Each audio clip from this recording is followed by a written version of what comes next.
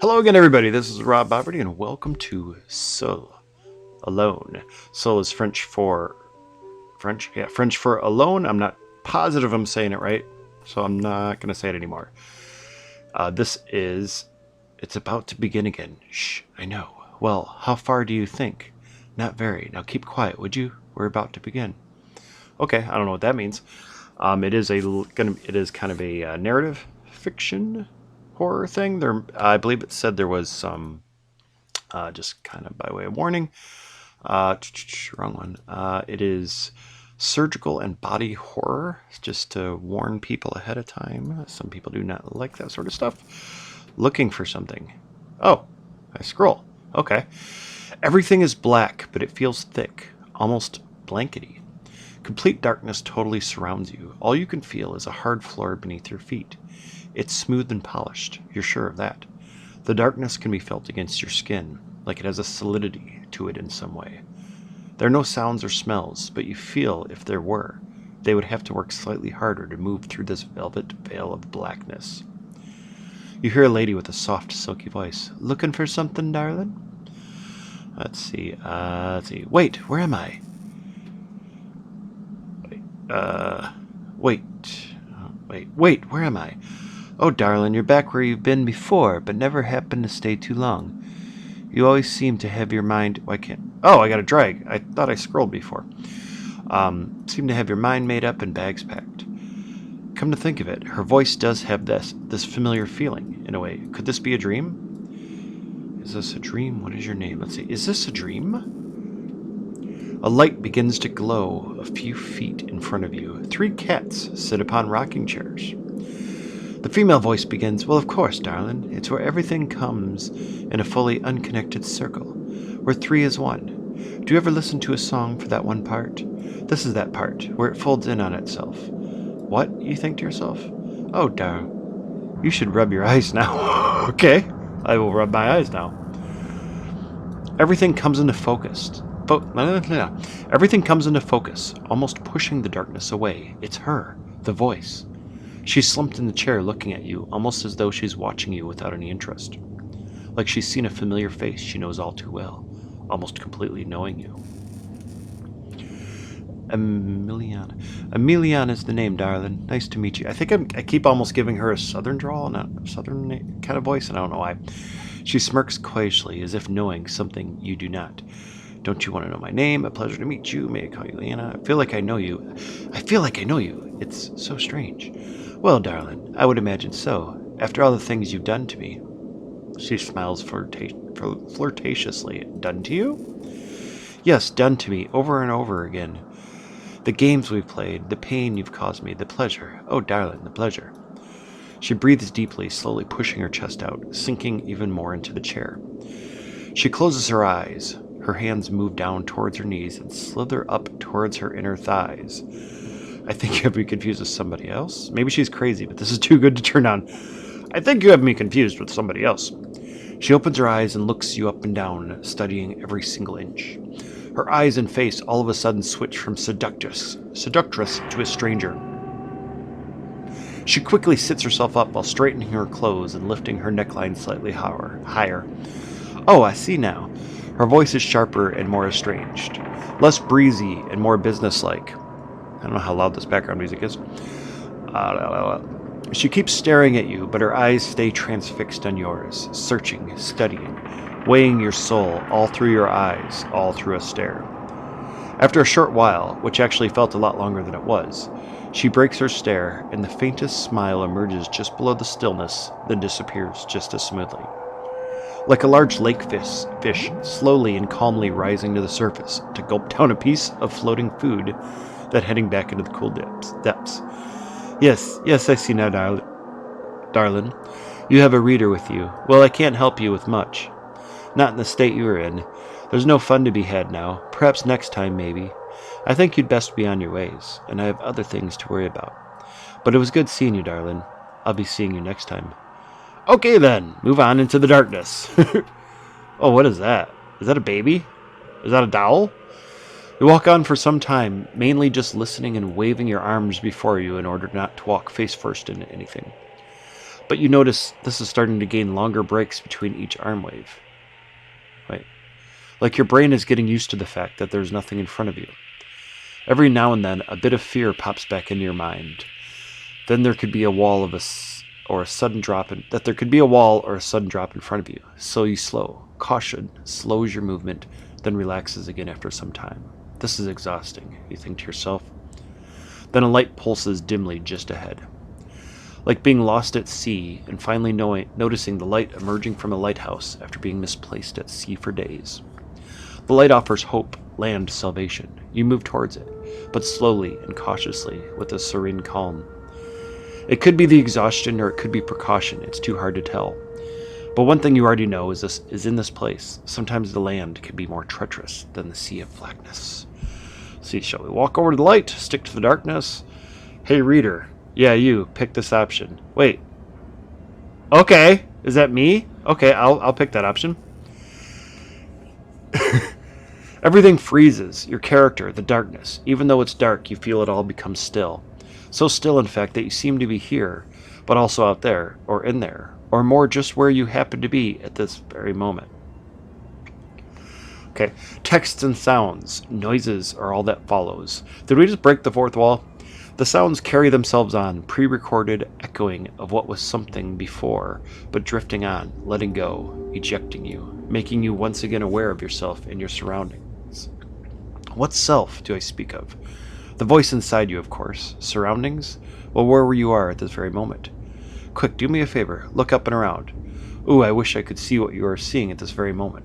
How cool it would be to have that ability, don't you think?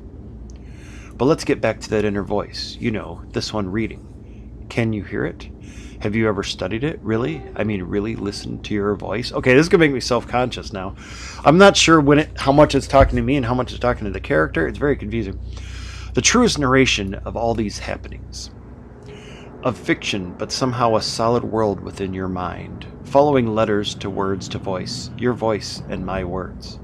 It's in here where you are truly soul, alone, that I now address, and it's important that you begin to listen to it more often, especially when it begins to wander off by itself. That's where the magic is, you know. Funny, I was soul alone when I wrote this, and I happened to just be listening as it began to wander, so I recorded what it said. But that was before. Who knows how long before? But now you have a past me with a present you. Don't worry, I'm merely a specter now, words from a phantom. I wonder what I'm doing right now, the present me, if I'm still around even. Don't you wish you could tap in through this semi-connection we are having, and be able to see what I am seeing at this very moment? How cool would that ability be to have, don't you think? Oh well, on we go. Let's introduce a voice, a character, another piece of the story, another fragment to unfold. Forget you, were ever here. And let's continue. 1, 2, 3, hi. So that was just a slight break of the story to shatter the fourth wall for a bit, and let's build it back up. Okay. A whispered voice comes from the jet black surrounding you. You feel uncomfortable, like something slipped. It could have just been the startle. Wait. Is that the voice? It could have just been the startle. Thinking, as you stand, reflexes at the ready, looking every which way. Only that one light in the distance glows and hums. Waiting and daring not to move a muscle, other than your head darting around with the upper torso following fluidly, like a dancing cobra emerging from a clay pot, defensively trying to cover all angles of potential attack. The light darts across and against the direction of your vision and peripheral, as if it is a firefly mixed with the straightened speed of a shooting star. It disappears as you look behind you, leaving streaked patterns to your visions, peering into a black wall at face-to-face distance. Don't worry, I'm not here to harm. I have no intention of that, nor do I trust you. The voice whispers. The voice sounds male, but weak and polite. I noticed you, and by the looks of things, you're new here. Hard to pin down or locate at all, you stand at the ready. For some reason, you find yourself looking downwards and a few feet ahead at waist height, as if this voice is coming from someone at a child's tallness. What do you want then? You whisper back, having no reason to be whispering, but you do anyway. If I can just focus, just notice some movement or silhouette, I could size this thing up. And if it's small like I'm thinking, I'm going to grab this little fucker. Thinking, while peering as hard as possible, studying every patch of black your eyes lock onto. The corner of your vision can still see the twinkle of the light in the distance. I won't be staying long. Have to keep moving around here. Remember that, wanderer. See, I noticed you were new, and you seem decent. It's a risk, but folks need help too. So that's a risk I'm willing to take. If I feel safe, that is. What the actual fuck is this place? The voice feels less threatening after listening, and you forget about trying to attack it. Still guarded, though, you wait for a response and quickly dart to look over the light. There are some places out of here, in the other places, even familiar places. A room in your home, even your own bedroom, wherever you are nested, with intimate and recognizable objects that you have decorated. Some with meaning, some for appeal, but nevertheless a safe environment. I said that weird. Protective. Sheltering you from the rest of the world. Separating, or God forbid, even your own prison if the circumstances fall in that direction. But solitary and confined behind those closed doors. Yeah, I wish for the life of me I could remember that for myself. Now there's a dog. Lights on, there are still small areas within that very room that are pretty much all of the time absent of light. Nooks, crannies, corners, underneaths, and behinds. They hold dusty realms of forgotten things and undefinables. Lights off, as the familiar objects ever slightly reform and twist. Lights off, as the familiar objects ever slightly reform and twist just enough that they seem to become a little less known to you. A coat rack becomes a gaunt figure. A stretched shadow seems to be reaching forward. A picture on the wall holds faces of loved ones, but they seem somehow disfigured or conjoined. A pile of clothes become a small man sitting on a chair. This is when those small, ever-dark areas breach and reach out. Boundaries begin to fade, spreading outwardly, covering and invading what was once familiar.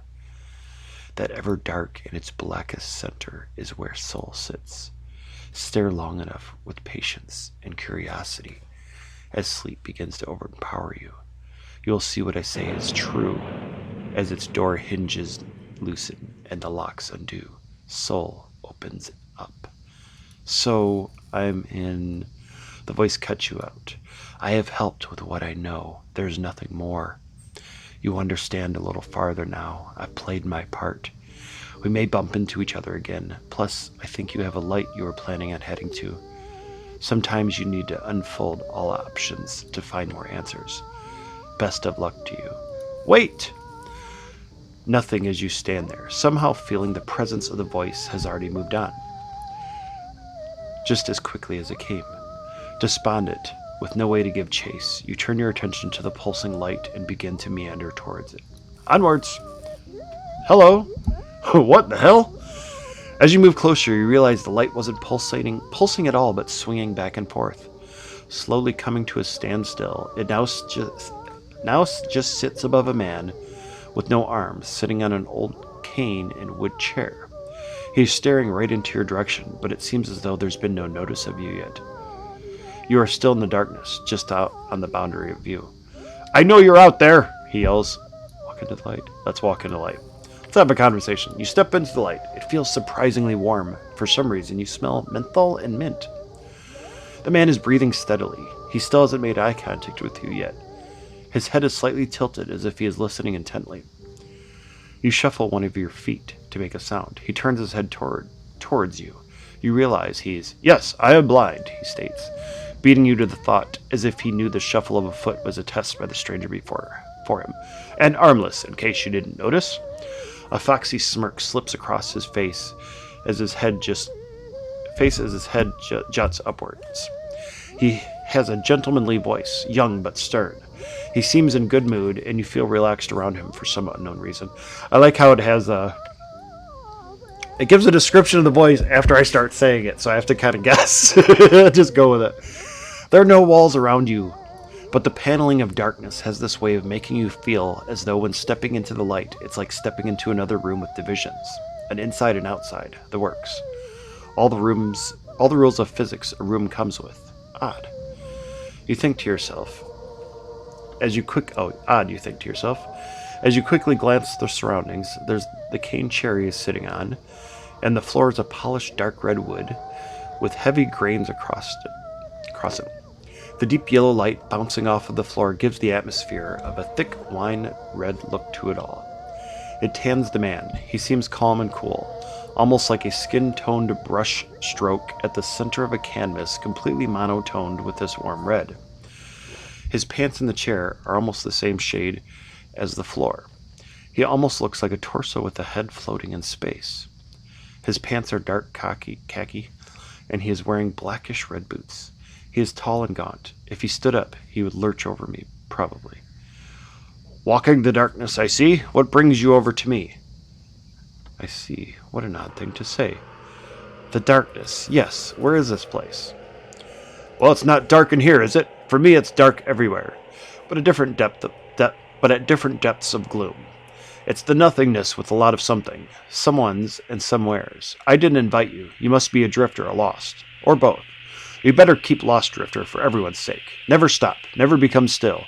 Being still isn't your part to play in here. It's not the way things work. But then again, rules are meant to be played by, till you question their existence. All I can say is don't leave your world here. There's no need to crash and burn. A part to play, crash and burn? Yes, it's the reality of things, I suppose. Reality things? What reality is? Whoa. He pauses. Reality things. What reality is this? He pauses for a long while. He then smiles, but not with his foxy wry smile. It holds a more understanding expression, an expression knowing that the answers are needed. Perhaps realities is a better way to phrase things. Sometimes one reality fades, and another reality may blend through, filling the first reality's pores. But other times they don't. Other times they exist with each other, held together by the need to just exist, rubbing shoulders, hugging one another, or at the worst of circumstances, battling one another where only one can ever be triumphant.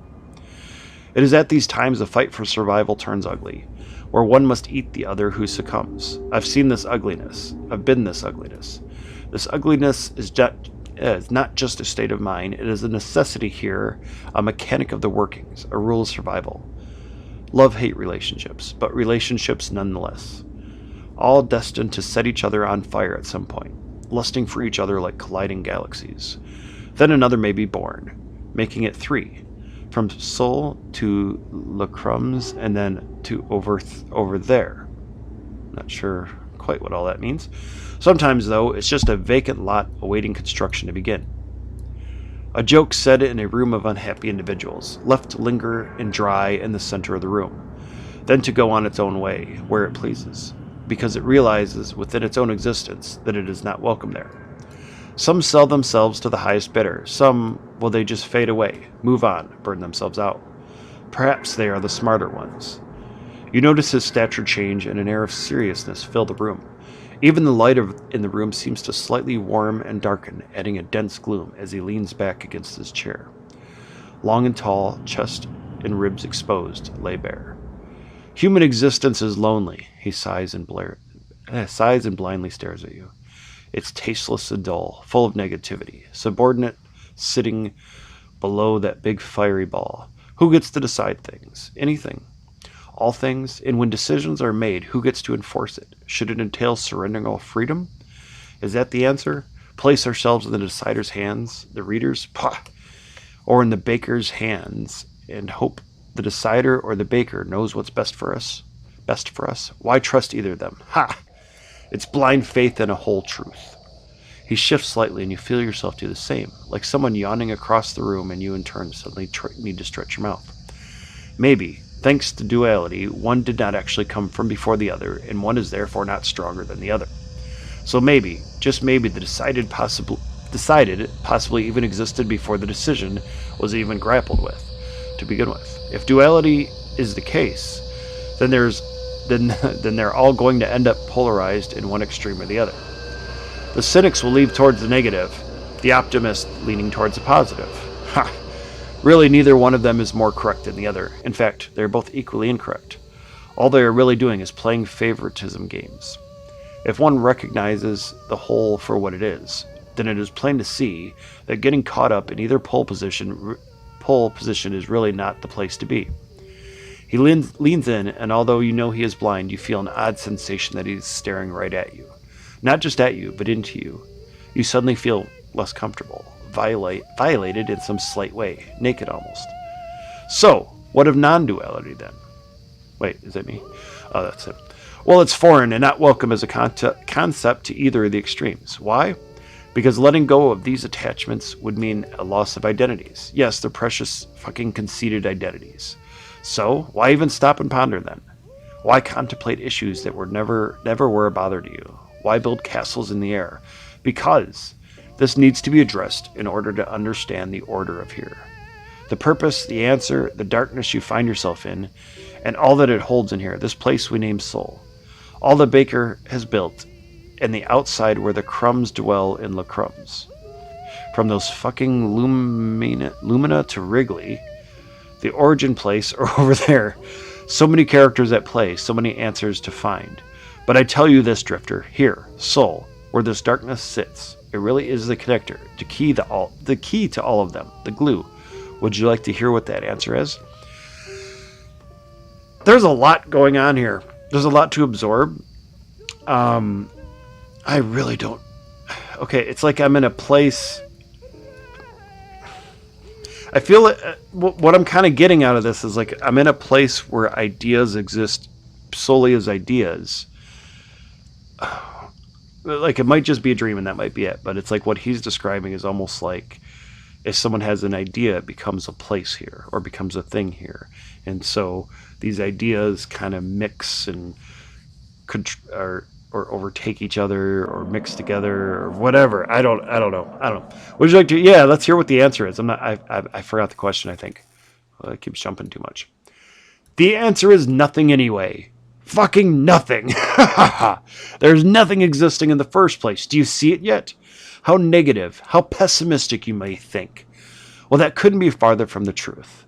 See, pessimism and optimism, as we just elaborated before, attach labels of value, whereas this nothing sees that there are no values attached until one chooses to assign a label. It's detached, truly detached, and within the art of detachment, there is no moral code, but more of a rule of thumb. Not to engage in any word or deed that would either enable attachment or hinder detachment, both in oneself and in others, not because it's good, bad, right, wrongful, moral, or immoral, but because it is contrary to the essence of nothing in the first place. His fox smile emerges faintly on the edge of his lips. This darkness that engulfs us refrains from assigning distinctions because it enables attachment, but the attachment comes from you and by your own choice. It does not hold anything within itself. In here, regarding the darkness, you cannot assign a value to no value. In here, regarding the darkness, you cannot assign a value to no value. But when you do, that in itself becomes a value. However, a value we have chosen to assign from our own point of view. It has no embodiment in the darkness itself. The darkness holds on to nothing. So meaning in this place is only from people, is what he said. Like only from someone deciding that something has value or meaning. Okay. He relaxes back in his chair again, and his gaze moves off into the black backdrop, filling his lungs with a deep breath. Of course, there are the ones who warp this darkness's nature into a perversion for their own benefits. They give the false value that no value allows them to do whatever they wish, whatever they desire at all. But that is one big fucking contrary to what this all is. And if you wander around here long enough, you will find them. The ones who employ the darkness and misuse it for their own purposes. I'd hope you never come across them. You can't help but feel as though you noticed a sense of duplicity in that last sentence. And what? I'm not seeing. Let's see. And if you wander around here long enough, you will find them. I'm not sure what the duplicity in there is. This place is not attached to anything. It is not good, it is not bad, it is not right, it is not wrong. It is not correct, and it is not incorrect. There's no position to take in here, for there is no position. It is not a value to uphold, for there is no value. It is not a reason to have, for there is no reason. It is not a meaning to place, for there is no meaning. It is not a purpose to find, for there is no purpose. He pauses, and a smile fills out his cheeks. The fox smiles becomes something devilish. And it is not a narrative to follow and unravel through choices of pathways, for there is no narrative. Okay, did he just say this game has no purpose? It's just random stuff happening, and that's it. Hello. The softer fox smile returns, and the fiendish look dissipates. It is not non-existence, because non-existence is a concept of some state that only holds significance with conjuncture to existence, meaning that non-existence is just another aspect that exists. No, this nothing, this darkness, what it is, can never be found, so long as you are seeking and believing there is something to find. Wait. No lie. Wait. Is there like a code of capital letters in here? I don't see any other ones. But he capitalized lie in believing, or the text capitalized lie. This is capital, so no lie.